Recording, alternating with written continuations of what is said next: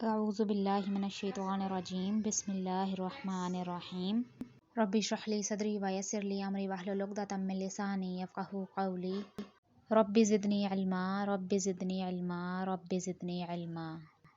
अस्सलाम वालेकुम students, how are you all? I hope you all will be fine and doing well in your home.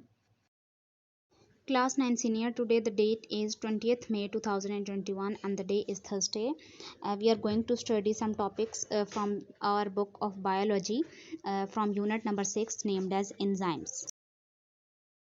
Specific learning outcomes of today's lecture is to know about the characteristics of enzymes. जी students, पिछले lecture में हमने page number 107 और 108 पढ़े थे. इसमें 108 में हमने यहाँ कैटेगरीज ऑफ एंजाइम्स तक पढ़ लिया था. आज जो टॉपिक हम डिस्क्राइब करेंगे और समझेंगे वो है करैक्टरिस्टिक्स ऑफ एंजाइम्स. यानी इस टॉपिक में हम एंजाइम्स की खुसूसियात के बारे में पढ़ेंगे कि एंजाइम्स कैसे होते हैं, किस से बने होते हैं और ये किस तरीके से काम करते हैं. 1878 में एक जर्मन फिजियोलॉजिस्ट थे. फिजियोलॉजिस्ट ऐसे होते हैं जो कि किसी भी एनिमल या प्लांट की बॉडी के अंदर होने वाले फंक्शंस को स्टडी करते हैं. ठीक है, उनका नाम था विल्हेल्म क्यूने.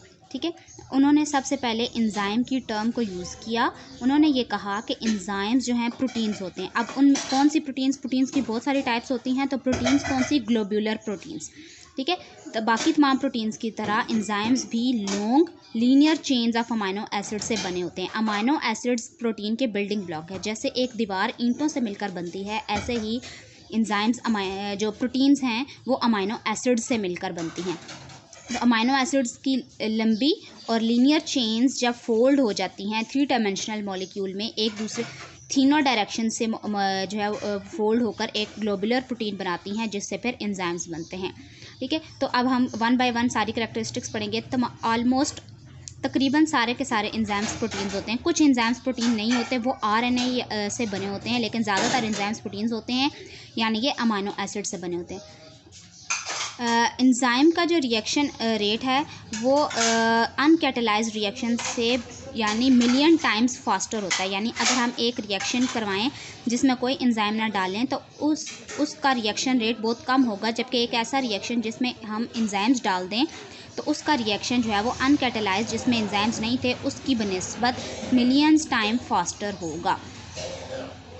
एंजाइम्स जो है बाकी कैटालिस्ट्स की तरह, कैटालिस्ट बेसिकली एक ऐसी चीज़ होती है जो कि रिएक्शन को स्पीड अप करवाती है. ठीक है, तो एंजाइम्स बाकी कैटालिस्ट्स की तरह जो है वो रिएक्शन में कंज्यूम नहीं होते. ठीक है, नेक्स्ट पॉइंट है हमारे पास, एंजाइम्स जो हैं वो स्पेसिफिक होते हैं. ठीक है, यानी कि ये स्पेसिफिक रिएक्शन के लिए स्पेसिफिक एंजाइम होता है. यानी अगर हमने कार्बोहाइड्रेट्स के रिएक्शन करवाने हैं तो उनके लिए जो एंजाइम्स यूज़ होंगे, जैसे अमाइलेज है वो स्टार्च की जो है वो डाइजेशन करता है. ठीक है, ये हमने यूनिट नंबर 8 में पढ़ा था. तो अमाइलेज कभी भी किसी भी प्रोटीन या लिपिड पर एक्ट नहीं करेगा, तो स्पेसिफिक एंजाइम स्पेसिफिक रिएक्शन करवाते हैं. एक स्मॉल पोर्शन होता है एंजाइम पर. ठीक है, जो कि डायरेक्ट कैटालिसिस करवाता है. पूरे का पूरा एंजाइम कैटालिसिस नहीं करवाता, रिएक्शन को स्पीड अप नहीं करवाता, जबकि उसका थोड़ा सा रीजन जो है वो पार्ट लेता है, उसको हम कैटालिटिक रीजन कहते हैं, और उस कैटालिटिक रीजन का नाम होता है एक्टिव साइट.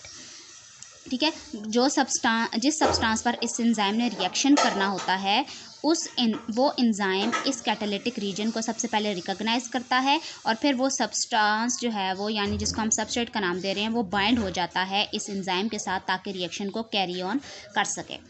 आगे है एंजाइम की प्रोडक्शन किसी भी बॉडी के अंदर, चाहे वो ह्यूमन बीइंग हो, चाहे वो कोई एनिमल हो, या फिर वो कोई प्लांट हो, तो उसको इन्हेंस्ड यानी बढ़ाया जा सकता है या डिमिनिश्ड यानी कम किया जा सकता है अकॉर्डिंग टू द नीड. यानी अगर हमारी फूड में मौजूद सारे का सारा कार्बोहाइड्रेट यानी स्टार्च जो है वो डाइजेस्ट हो चुका है तो अमाइलेज की कोई ज़रूरत नहीं होगी, तो हमारी बॉडी अमाइलेज को प्रोड्यूस नहीं करेगी, और जब स्टार्च ज़्यादा होगा तो अमाइलेज की प्रोडक्शन ज़्यादा हो जाएगी. अब एंजाइम की एक्टिविटी इनहिबिटर्स और एक्टिवेटर्स से भी रेगुलेट होती है. इनहिबिटर्स वो होते हैं जो कि जो एंजाइम्स की एक्टिविटी को कम कर देते हैं, और एक्टिवेटर्स एंजाइम्स की एक्टिविटी को ज़्यादा कर देते हैं.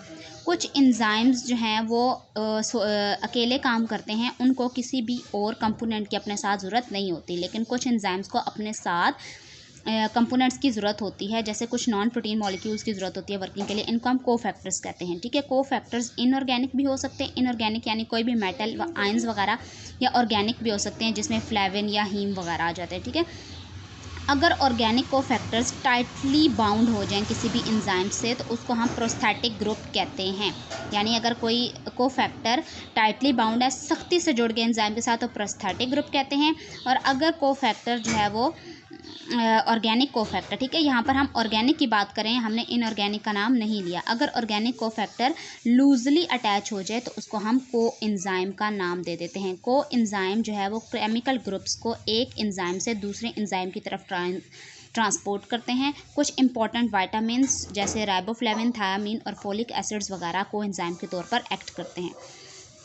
बहुत सारे एंजाइम जो हैं वो स्पेसिफिक ऑर्डर में एक दूसरे के साथ मिलकर काम करते हैं और एक मेटाबॉलिक पाथवे बनाते हैं। ठीक है, अब मेटाबॉलिक पाथवे में क्या होता है कि एक जो है वो एंजाइम अपना काम करता है और उसकी जो प्रोडक्ट होती है वो दूसरा एंजाइम एज अ सबस्ट्रेट लेकर उससे नई प्रोडक्ट बना देता है। तो बहुत सारे एंजाइम्स मिलकर काम करते हैं और अपना काम चलाते हैं।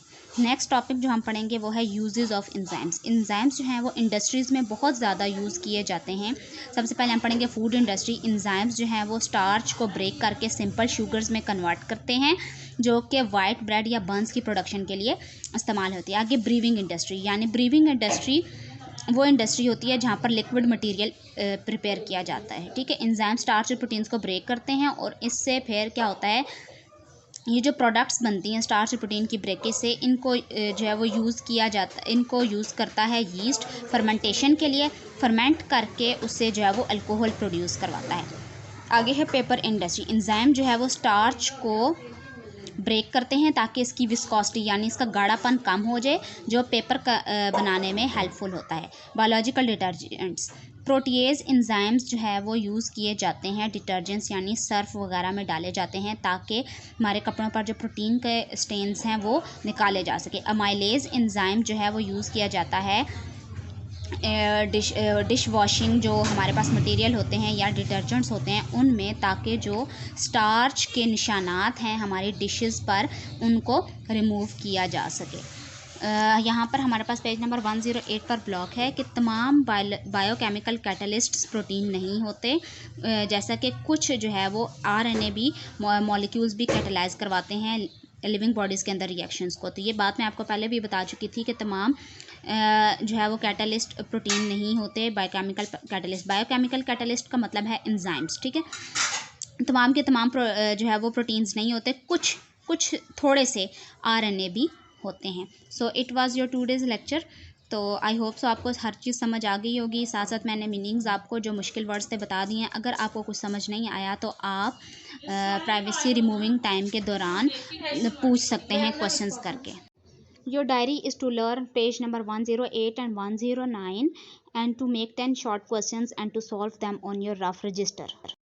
Subhanakallahumma wa bihamdika ashhadu an la ilaha illa anta astaghfiruka wa atubu ilaik. Allah Hafiz.